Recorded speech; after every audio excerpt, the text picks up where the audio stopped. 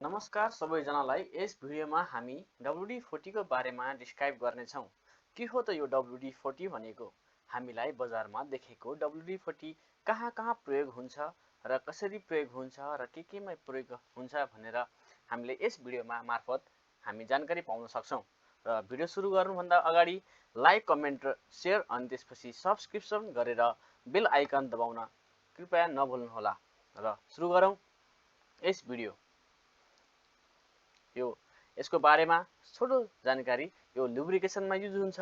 यो खिया लागेको नट बोल्टहरूलाई खोल्नको लागि युज हुन्छ र यो मोइस्चर पनि यसलाई धकल्नको लागि या डिस्प्लेस गर्नको लागि युज हुन्छ र यो तपाईको पेन्टहरू, ग्रिजहरू त्यसलाई सफा गर्नको लागि पनि युज हुन्छ र यसलाई पेन्ट जसरी पनि यसलाई युज गर्न सकिनेछ। र यसको हिस्ट्री के छ त भन्दा यो 1953 मा 3 जना एरोस्पेस जहाज बनाउने कम्पनीको स्टाफले खियाबाट सामान बचाउने र डिग्रिजरको बारेमा रिसर्च गर्दै 40औं पटकमा सफलता पाएको र यो त्यही अनुसार नै नामकरण रहेको हुनाले यसलाई WD-40 पनि भनिन्छ र यसको आजसम्म पनि यसको फर्मुलाहरू सिक्रेट नै रहेको छ।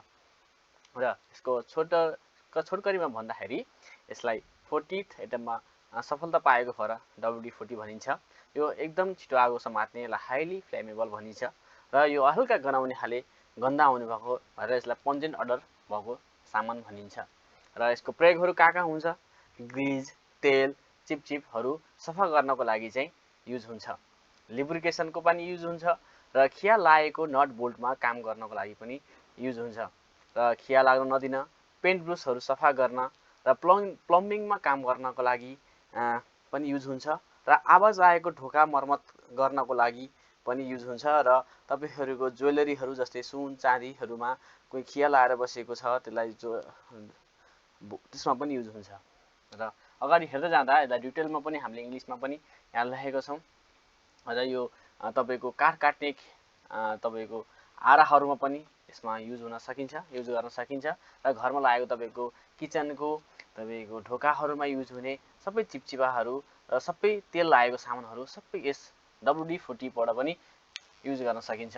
र अन्त्यमा लाइक, कमेन्ट र शेयर गरिदिन हुन हामी आग्रह गरिन्छ र हामी यस च्यानलमा इन्डस्ट्रियल तथा घरहरुमा युज हुने टेक्निकल सामानहरुको तपाईहरुलाई जानकारी र कुनै टपिकमा ट्रेनिङ भिडियोजहरु चाहिएमा कमेन्ट बक्समा कृपया कमेन्ट गर्नुहोला।